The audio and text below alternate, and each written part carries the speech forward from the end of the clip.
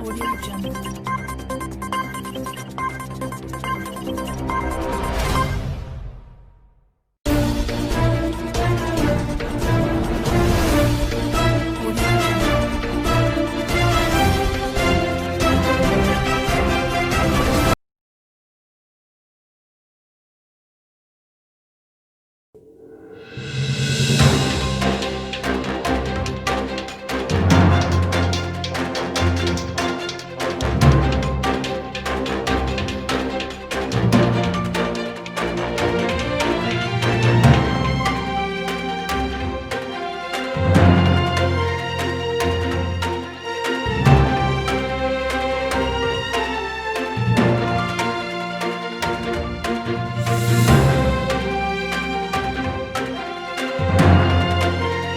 নমস্কার।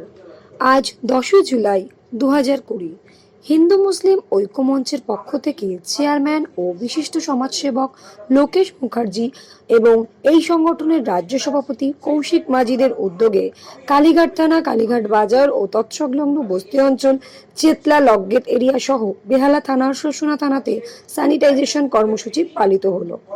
Corona virus মোকাবিলায় জাতি ধর্ম নির্বিশেষে হিন্দু মুসলিম ঐক্য এই রকম সমাজসেবার মাধ্যমে প্রতিনিয়ত জড়িত থেকে এক অন্যান্য দৃষ্টান্ত স্থাপন করেছে। নমস্কার। এই মুহূর্তে আমরা কালীঘাটে রয়েছি। কালীঘাটে স্যানিটাইজিং হচ্ছে, সেই বিষয়ে এখানে আমরা কিছু কথা বলে নিতে চাই এনাদের উদ্দেশ্য ব্যাপারে। স্যার, আপনার একটুখানি পরিচয়টা দেবেন ও নামটা বলবেন। নমস্কার, আমাদের এই সংস্থার নাম হচ্ছে হিন্দু মুসলিম ঐক্যমঞ্চ। আমি এই সংগঠনের চেয়ারম্যান। আমার সাথে আমাদের স্টেট প্রেসিডেন্ট আছেন কৌশিক মাঝি। উনি দীর্ঘদিন রাজনীতির সাথে জড়িয়ে ছিলেন, এখনও আছেন। বিভিন্ন সমাজমূলক কাজে আমরা জড়িয়ে থাকি। আপনারা জানেন এর আগেও আমাদের কিছু পরিকল্পনা ছিল, যখন আমাদের বন্যার পরে আমাদের দান করা থেকে শুরু করে যে কোনো সামাজিক কাজে আমরা এগিয়ে থাকি। এবং আজকের দিনে দাঁড়িয়ে যেটা বাংলায় চলছে সেটার জন্য মূল আমাদের এই সংগঠন, সেটা হচ্ছে হিন্দু মুসলিম ঐক্যমঞ্চ।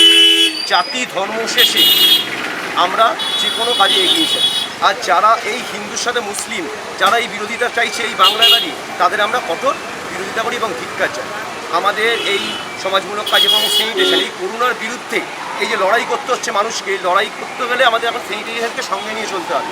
তার জন্য আমরা আজকে, এটা আমাদের পার্ট 1, আমরা আজকে কলকাতা জেলা থেকে শুরু করেছি। কালকে থেকে আমাদের পশ্চিমবঙ্গের যে কটা জেলা আছে আমরা পরপর করতে থাকবো এবং মানুষের পাশে থাকার চেষ্টা করব। আমাদের প্রেসিডেন্ট আছেন। ধন্যবাদ স্যার। স্যার, আপনি কিছু একটু বলুন। আমরা মূলত বাজার এরিয়া এবং থানা, আপনারা দেখেছেন কলকাতার বেশ কিছু থানাতে করোনার আক্রান্ত হয়েছে। বেশ কিছু অফিসার থেকে শুরু করে থানা, যারা একদম প্রথম সারিতে যারা লড়াই করছে এই করোনার জন্য, সেই থানাকে আমরা লক্ষ্য করে থানাগুলো আমরা স্যানিটাইজ করছি। তার সঙ্গে ওই থানা এরিয়ায় যে সমস্ত বাজার রয়েছে এবং জনবহুল এরিয়া আছে যেখানে মানুষের সমাগম হচ্ছে, সেখানে গিয়ে আমরা স্যানিটাইজ করছি। তার সঙ্গে মানুষজনদের আমরা মাস্ক বিলি করছি। তার সঙ্গে মানুষকে সচেতন করবার চেষ্টা করছি যে একদম প্রয়োজন না হলে বাড়ির বাইরে বেরোবেন না এবং সোশ্যাল ডিস্টেন্সিং আপনারা মেনটেন করে চলুন।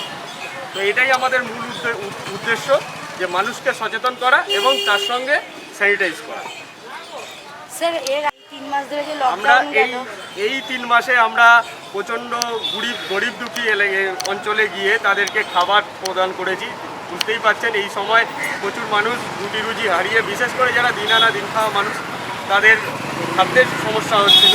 আমাদের মুখ্যমন্ত্রী, মাননীয় মুখ্যমন্ত্রী যেমন রেশনিং ব্যবস্থার মাধ্যমে সবার কাছে খাবার পৌঁছে দিয়েছেন, তেমনি আমরাও চেষ্টা করেছি আমাদের একদম এই সংস্থার তরফ থেকে, হিন্দু মুসলিম ঐক্যমঞ্চের তরফ থেকে আমরা কিন্তু বেশ কিছু শুকনো খাবার এবং আমফানে যে সমস্ত বিধ্বস্ত অঞ্চল ছিল তাদেরকে গিয়ে আমরা তিরপল থেকে শুরু করে তাদের বস্ত্র পর্যন্ত আমরা কিছু কিছু জায়গায় দান করেছি। এবং আমাদের এই কর্মসূচি প্রতিনিয়তই চলছে। আমরা বিভিন্ন জেলায় যাচ্ছি, জেলায় গিয়েও যে সমস্ত জনবহুল অঞ্চল রয়েছে এবং যেখানে মানুষের অসুবিধা হচ্ছে সেখানে গিয়ে আমরা যতটা পারি সহযোগিতা করবার চেষ্টা করছি। ধন্যবাদ স্যার। আমাদের যে আগামী দিন কয়েকদিন ব্যাপী যে লকডাউন পরিস্থিতি ছিল এলাকাতে, খুব পরিস্থিতি মানুষের খুব খারাপ ছিল। আমরা ক্লাব তরফ থেকে এবং আমাদের মাননীয় মহানাগরিক জনাব ফিরহাদ হাকিম মহাশয় আমাদের এই এলাকার জন্য অনেক কিছুই করেছেন।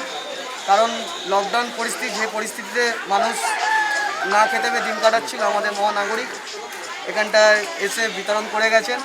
এবং কিনা আমাদের লঙ্কেশ দা যিনি আছেন, লঙ্কেশ দা আমাদের এই অঞ্চলে অনেক কিছু খাবার বিতরণ করে গেছেন। তাই আমরা অসংখ্য অসংখ্য ধন্যবাদ জানাই, লঙ্কেশ দাকেও অসংখ্য ধন্যবাদ জানাই আমাদের মহানাগরিক জনাব প্রিয়দাকে মহাশয়কেও জানাই এবং এই এলাকায় সমস্ত মানুষকেও জানাই যে করোনা পরিস্থিতিতে লড়াই করেছে তাদেরকে জানাই অসংখ্য অসংখ্য ধন্যবাদ। এবং কিনা আমি ক্লাব তরফ থেকে আগামী দিন গেছিলাম, সুন্দরবনেও গেছিলাম। লঙ্কেশ দা জানে, লঙ্কেশ দা আমাদের হিন্দু মঞ্চ তরফ থেকে আমি সুন্দরবনে গেছিলাম। সুন্দরবনে গিয়ে কিছু গরিব মানুষের জন্য আমরা দান করেছিলাম। তো আমরা চাইবো যে হিন্দু মুসলিম ঐক্য মঞ্চ থেকে আরও এগিয়ে নিয়ে যাওয়ার জন্য এবং আগামীকাল আরও গরিব মানুষের পাশে যাতে দাঁড়াতে পারি সেই প্রচেষ্টা আমরা চালিয়ে যাচ্ছি। এবং কিনা আমরা পুরো সাউথ কলকাতা এবং সারা পশ্চিমবাংলাতে হিন্দু মুসলিম ঐক্য মঞ্চ আমরা এগিয়ে নিয়ে যেতে চাইছি, যাতে কোনো পরিস্থিতি করোনা মোকাবেলার জন্য আমরা একতাভাবে লড়াই করব। এবং যে বিজেপি দাঙ্গাবাজি যে সরকার আজকের যে মানুষের ওপরে পেট্রোল ডিজেলের দাম বাড়িয়ে মানুষের পেট খিদেতে মেরে দিয়েছে, আমরা তার বিরুদ্ধেও লড়াই করছি হিন্দু মুসলিম ঐক্য মঞ্চ তরফ থেকেও। এবং কিনা যে আমাদের পরিস্থিতিতে আমাদের লঙ্কেশ দা আজকের এক গরিব মানুষের জন্য রাস্তাতে নেমেছে আন্দোলনে, যে মানুষের কোনো ভুক্তভোগী হতে দেবো না, মানুষের পাশে সবসময় এসে দাঁড়াবো। তাই সেই প্রচেষ্টা আমরা লঙ্কেশ দার হাত ধরে আমরা এই প্রচেষ্টাকে আগিয়ে নিয়ে যাচ্ছি হিন্দু মুসলিম ঐক্য মঞ্চ। নমস্কার। কিছু বাসিন্দাকে পেয়ে গেছি এখানে, তারা তাদের বক্তব্যটা শুনতে চাই। এই যে কাজটা চলছে স্যানিটাইজিংয়ে বা আগে যে কাজগুলো হয়েছে সেগুলোর বিষয়ে ওনাদের কাছে জানতে চাইছি। হ্যাঁ, আমরা খুশি এই যে সাধারণ মানুষের কাছে যেরকম স্যানিটাইজার করে দিচ্ছে, প্রত্যেক মানুষের যে হারে রোগব্যাধি বার হয়েছে, মানুষের মনে আতঙ্ক হয়েছে, এই আতঙ্ক হাত থেকে বাঁচার জন্য যে আমাদের উপকার হচ্ছে, আমরা এর জন্য ধন্যবাদ জানাই।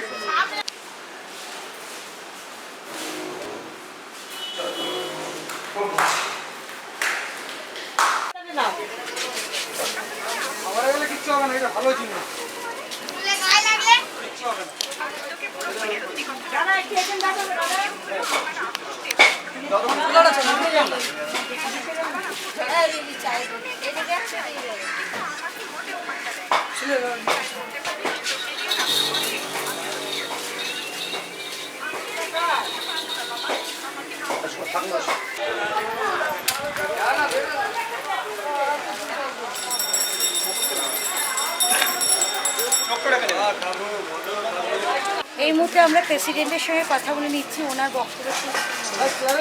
আমরা আজকে হিন্দু মুসলিম ঐক্য মঞ্চের পক্ষ থেকে চেতলা লক গেটে উপস্থিত হয়েছি মূলত এই অঞ্চলে স্যানিটাইজ করবার জন্য। কারণ এখন যা পরিস্থিতি সারা বাংলা জুড়ে, সারা পৃথিবী জুড়ে একটা করোনা আতঙ্কে মানুষ ভুগছে এবং করোনা ক্রমশ প্রত্যেকটি জায়গায় ছড়িয়ে পড়ছে। তাই একে রুখবার জন্য, অঞ্চল স্যানিটাইজ করবার জন্য আমরা বিভিন্ন অঞ্চলে মানে পশ্চিমবঙ্গের বিভিন্ন প্রান্তে প্রতিনিয়ত পৌঁছে যাচ্ছি। সেই রকমই আজকে আমরা হিন্দু মুসলিম ঐক্য মঞ্চের পক্ষ থেকে আমরা চেতলা লক গেট অঞ্চলে উপস্থিত হয়েছি এবং এই অঞ্চলের প্রতিটি বাড়ি এবং এই অঞ্চলের প্রতিটি জায়গা আমরা স্যানিটাইজ করব এবং তার সঙ্গে মানুষকে সাথে নিয়ে আগামী দিনে আমরা এগিয়ে চলার যে অঙ্গীকার নিয়েছি সে এগিয়ে চলবো এবং হিন্দু মুসলিম দুটি ধর্মের মানুষকেই আমরা একত্রিত করে আমরা সমাজের সেবামূলক কাজ আমরা আগামী দিনে এগিয়ে নিয়ে যাব। এবং আমাদের প্রধান উদ্দেশ্যই হলো আমাদের রাজ্যের মুখ্যমন্ত্রী মাননীয় মমতা বন্দ্যোপাধ্যায়, তার আদর্শকে আমরা সামনে রেখে আমরা আমাদের এই লড়াই চালিয়ে যাব। আমরা কালীঘাট বাজারে আছি, এখানে স্যানিটাইজিং হচ্ছিল, সেই বিষয়ে আমরা একটু জেনে নেব। এখানে যে কমিটি, আপনার নামটা আর আপনার পরিচয়টা একটু দেবেন। কালীঘাট বাজারের ব্যবসায়ী সমিতি, বাজার কমিটির ব্যবসায়ী সমিতি। হ্যাঁ স্যার, একটুখানি আপনাদের প্ল্যানিং বলবেন, ভবিষ্যতে কি প্ল্যানিং আছে, আপনারা আগে কি কাজ করেছেন একটু আমাদের যদি জানান। ভবিষ্যতে প্ল্যানিং আছে, আমাদের বাজারে যে গার্বেজগুলো বেরোয় সেগুলো সব দোকানদারকে প্লাস্টিক প্যাকেট দেওয়া হবে, সব প্যাকেটের মধ্যে গার্বেজগুলোকে অ্যাকুমুলেট করে সেগুলো এক জায়গায় গিয়ে ফেলা হবে।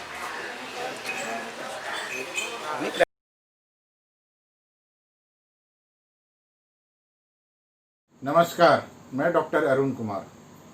चीन को मात, नारे नहीं नीति चाहिए। भारतीय भारोत्तोलन महासंघ ने इस सप्ताह घोषणा की कि वह चीन निर्मित किसी भी उपकरण का उपयोग नहीं करेगा। पिछले वर्ष महासंघ ने एक चीनी कंपनी जेडकेसी को बारबेल और वेट प्लेट युक्त 4 सेट का ऑर्डर दिया था, जबकि बारबेल और वेट के ये सेट भारत में भी निर्मित हो सकते हैं। इसलिए सवाल सिर्फ यह नहीं है कि क्या आयात किया जा सकता है, बल्कि यह भी कि क्यों किया जाता है। चीनी वस्तुओं का बहिष्कार और चीन से आयात पर रोक की मांग नई बात नहीं है। चीन जब भी वास्तविक नियंत्रण रेखा पर अपना असली रंग दिखाता है, छिटपुट तरीके से हर बार आक्रोश में ऐसी मांग उठती है, पर भावनाएं शीघ्र ही भाव की तरह उड़ जाती है और सब कुछ पहले की तरह चलने लगता है। वर्ष 2010 से 2020 के बीच चीनी घुसपैठ बहुत बार हुई, पर इस दौरान चीन से आयात 30 अरब डॉलर से बढ़कर 70 अरब डॉलर से ज्यादा हो गया। वर्ष 1991 से 2020 के बीच मैन्युफैक्चरिंग प्रतिस्पर्धा में सुधार के लिए अपने यहाँ कई कमेटियां और आयोगों का गठन किया गया तथा कई घोषणाएं की गई, लेकिन उन घोषणाओं की असलियत को आंकड़ों से समझा जा सकता है। वर्ष 1998 में भारत ने चीन से 9 करोड़ डॉलर मूल्य की विद्युतीय मशीनरी का आयात किया। वर्ष 2020 में यह आयात 9 अरब डॉलर तक पहुंच गया। यहाँ तर्क दिया जा सकता है कि बिजली के उपकरणों में प्रौद्योगिकी भी शामिल है, पर अन्य आयात के बारे में क्या कहा जाए। वर्ष 1998 में भारत ने 3.90 लाख डॉलर मूल्य के फर्नीचर, गद्दे और विद्युत उपकरणों का चीन से आयात किया था, जो वर्ष 2019 में बढ़कर 90 करोड़ डॉलर को पार कर गया। चीनी मिट्टी और कांच के बने बर्तनों का आयात 30 वर्षों में 41 लाख डॉलर से बढ़कर 9.58 करोड़ डॉलर तक पहुंच गया। खराब नीतियों और अवसरों को गंवाने की कहानी दशकों पुरानी है। 1964 में जवाहरलाल नेहरू द्वारा नियुक्त होमी भाभा समिति ने 1962 में के युद्ध के बाद भारतीयों की गणित में दक्षता तो देखते हुए कंप्यूटर हार्डवेयर और सॉफ्टवेयर पर ध्यान केंद्रित करने की सिफारिश की थी, लेकिन अंध वैचारिकता में भारत ने IBM जैसी बड़ी तकनीकी कंपनी को बाहर जाने को मजबूर कर दिया और अवसर चूक गया। दुनिया की सबसे बड़े चिप बाजार कोरिया, मलेशिया, ताइवान और चीन में है। आज भारत सॉफ्टवेयर में अपने कौशल के लिए जाना जाता है, पर सॉफ्टवेयर के क्षेत्र में भी देश लगभग चूक गया है। 1991 में विदेशी विनिमय संकट तक कंप्यूटर और डाटा संचार के आयात पर हर तरह के प्रतिबंध में यह क्षेत्र ठप था। शुरुआती 4 दशकों और आत्मनिर्भरता भारत की औद्योगिक नीति की आधारशिला थी। तब सरकारों ने इस धारणा के तहत काम किया कि आत्मनिर्भरता का मतलब है एक बंद अर्थव्यवस्था।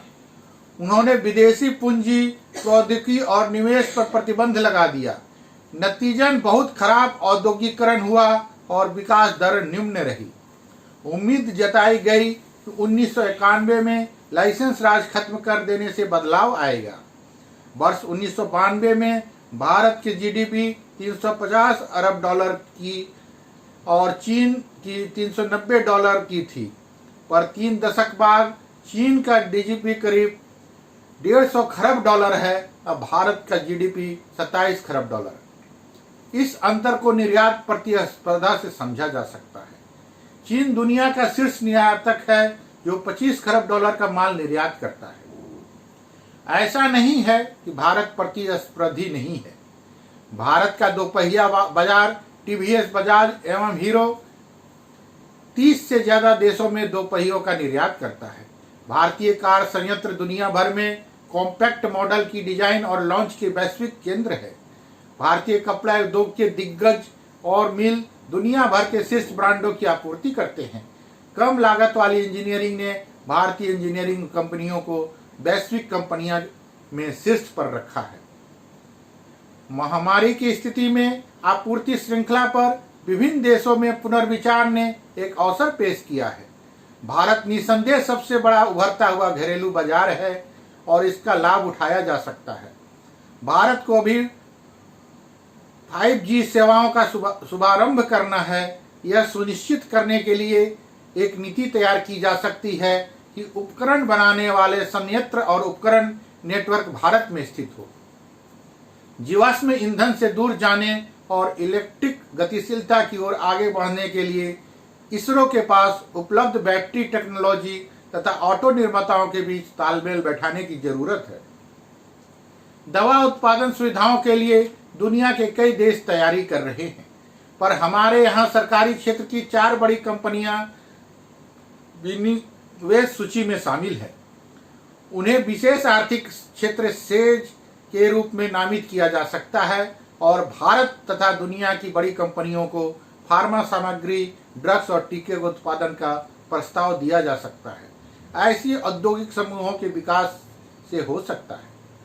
बदलाव के लिए उत्पादकता के कारकों को बाधाओं से मुक्त करना जरूरी है। औद्योगिकरण के प्रमुख कारक भूमि और श्रम लगातार कानून और नियमों के उलझाव में फंसे रहते हैं। भूमि अधिग्रहण को राज्यों पर छोड़ दिया गया है, पर राज्य सरकारें मंजूरी राज्य की बाधाओं को हटाने के प्रति अनिच्छुक है। हालात तो पर्यावरण की मंजूरी और भी जटिल बनाती है। सरकारी परियोजनाएं भी इस कारण अटकी हुई है। केंद्र द्वारा बनाया गया आदर्श श्रम कानून अप्रभावी है। ब्याज दरों में बढ़ोतरी के कारण यहाँ परियोजनाओं की लागत चीन और अन्य पूर्वी एशियाई अर्थव्यवस्थाओं से दोगुनी है और बिजली की लागत भी ज्यादा है। सफलता प्रार्थना करने से नहीं मिलती और न ही आयात पर प्रतिबंध लगाने के लिए संघर्ष करने से। केवल नारे से अर्थव्यवस्था आगे नहीं बढ़ सकती। चीनी सामान पर प्रतिबंध लगाने के बजाय उन्हें भारतीय बाजार में अप्रासंगिक बनाने पर ध्यान दिया जाना चाहिए। चीनी अपने आर्थिक शक्ति के बल पर उभरा है। हमारा उद्देश्य वैश्विक अर्थव्यवस्था में चीन की प्रमुखता कम करना होना चाहिए। धन्यवाद। आपका अपना डॉक्टर अरुण कुमार।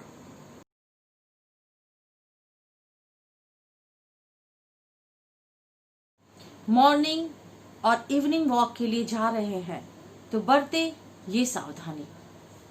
स्वस्थ रहने के लिए वॉक करना महत्वपूर्ण है, परंतु इस समय कोरोना वायरस की वजह से वॉक करते समय बहुत सी चीजों को ध्यान में रखना बहुत जरूरी है। पिछले कुछ समय से देश में लॉकडाउन था, जिस वजह से लोग घरों से बाहर नहीं जा सकते थे।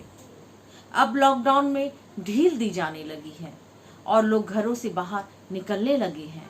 अब काफी संख्या में लोग मॉर्निंग और इवनिंग वॉक के लिए जा रहे हैं।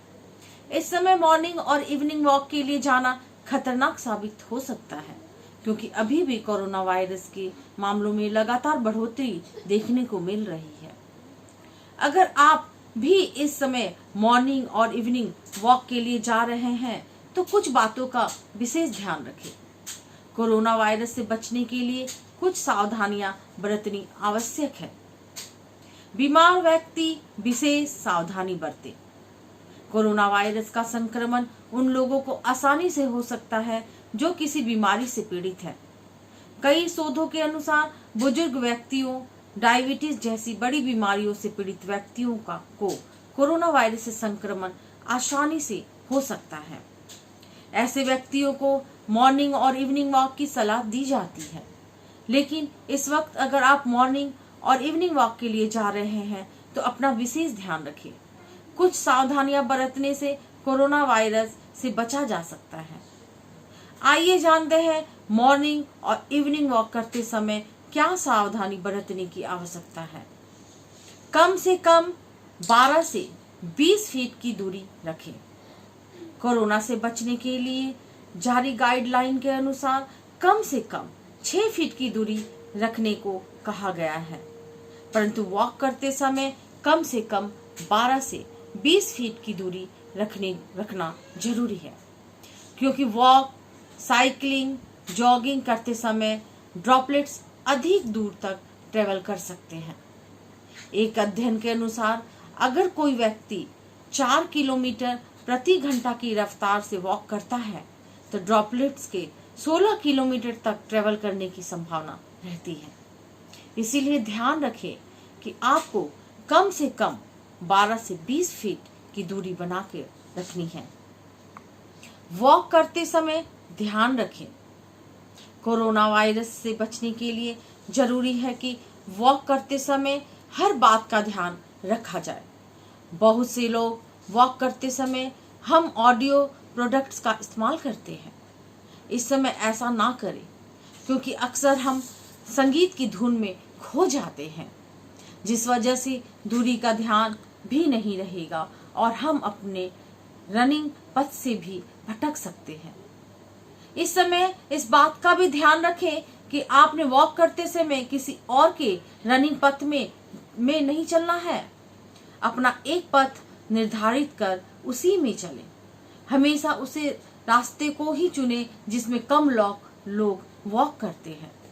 मास्क ना पहने, वॉक करते समय मास्क ना पहने। मास्क पहनने से आपके स्वास्थ्य को नुकसान हो सकता है। वॉक, जॉगिंग या दौड़ते समय शरीर को ऑक्सीजन की आवश्यकता अधिक होती है। इस समय अगर आप मास्क पहन लेंगे तो आपको सही मात्रा में ऑक्सीजन नहीं मिल पाएगी, जिस वजह से आपके शरीर को नुकसान हो सकता है। आपको इस बात का विशेष ध्यान रखना होगा। भीड़ भाड़ वाली जगहों से रहें दूर। वॉक के लिए उन स्थानों पे जाना ठीक है जहां पर अधिक भीड़ भाड़ ना हो।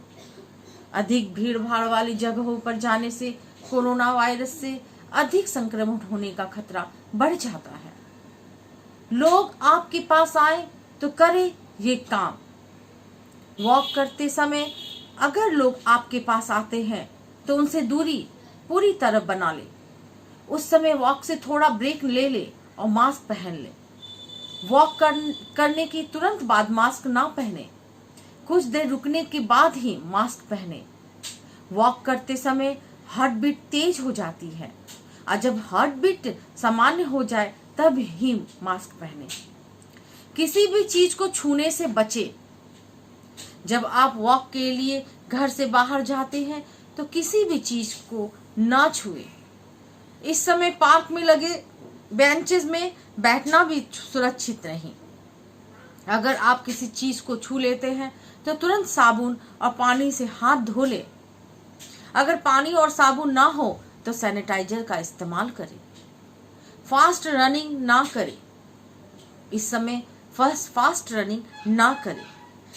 आप अगर फास्ट रनर भी है फिर भी आपको फास्ट रनिंग ना करने की सलाह दी जाएगी।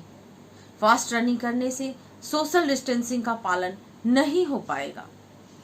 उचित दूरी का पालन हो पाए तब ही जाए वॉक पर।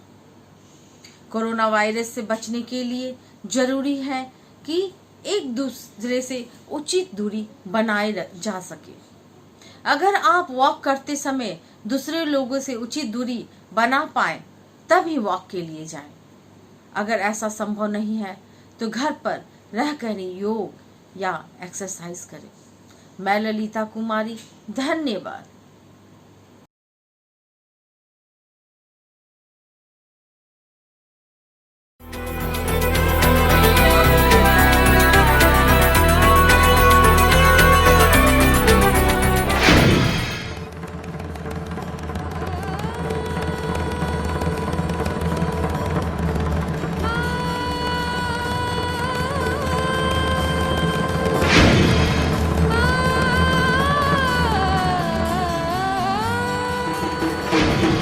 ঊনবিংশ শতাব্দীর উত্তর কলকাতার জোড়াসাঁকো ঠাকুরবাড়ি আড়ম্বনা আভিজাত্য বৈভব ও অহংকারের শিরোনামে ছিলেন প্রিন্স দ্বারকানাথ ঠাকুর। কিন্তু তার পুত্র দেবেন্দ্রনাথ ঠাকুর চললেন অন্য পথে। জমিদারির আভিজাত্যকে দূরে রেখে তিনি অনুসরণ করলেন রাজা রামমোহন রায়ের নির্দেশিত পথকে। তিনি প্রতিষ্ঠা করলেন ব্রাহ্ম সমাজ। তখন বঙ্গ সমাজে নবজাগরণের জোয়ার। দেবেন্দ্রনাথের পুত্র রবীন্দ্রনাথ খুঁজেছিলেন মুক্তির পথ। আমার মুক্তি আলো আলো। তার প্রিয় কাদম্বরী বৌঠানের হাত ধরেই শুরু হয়েছিল তার মুক্তির পথের সন্ধান। এই দুটি শিশু একে অপরের হয়ে সকলের অজান্তেই বেড়ে উঠেছিল এই জোড়াসাঁকো ঠাকুর বাড়িতে। ভাষাতে চাঁদ উঠেছিল গগনে, দেখা হয়েছিল তোমাতে আমাতে, কি জানি কি মহালগনে। রবির স্বপনে, শয়নে, জাগরণে ঘিরে ছিল তার কবিতা ও কাদম্বরী বৌঠান। রোম্যান্টিসিজমের হাত ধরে জানা অজানার আলো আধারি খেলায় শুরু হয়েছিল ভানু সিংহের অমর কাব্য সৃষ্টি। কবি বিহারীলাল চক্রবর্তী থেকে শুরু করে অক্ষয়চন্দ্র চৌধুরীর মতো প্রখ্যাত গুণী মানুষের প্রশংসার ভাগিদার হয়েছিলেন। এদিকে জোড়াসাঁকো ঠাকুর বাড়ি আনন্দের ভাণ্ডার, সংস্কৃতির প্রেরণা, উৎসবের 7 রঙে রঙিন।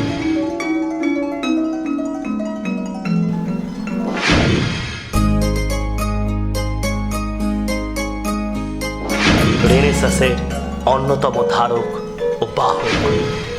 সুদূর আয়ারল্যান্ডের আইরিশ মেলোডি বাসা বেঁধেছিল রবির মনে, কিন্তু জীবনে এসেছিল বাধা। রবির সাথে কাদম্বরীর সম্পর্কটা যথেষ্ট দৃষ্টিকটু। ঠাকুর বাড়ির প্রত্যেকে একই কথা বলছে। ছি, সবে তো শুরু দিদি, অশান্তি আরো বাড়বে। রবি আমার থেকে দূরে চলে যাচ্ছে, মা হবারও সৌভাগ্য হলো না।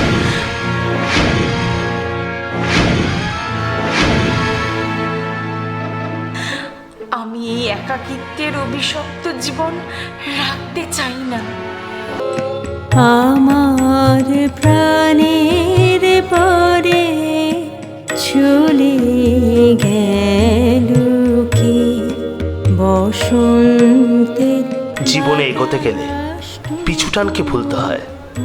রবি হয়তো ভুলতে পেরেছিল, লিখেছিল কবিতা আপন মনে, আপন ভাষায়। তাই তো সে হয়ে উঠেছিল বিশ্বকবি রবীন্দ্রনাথ।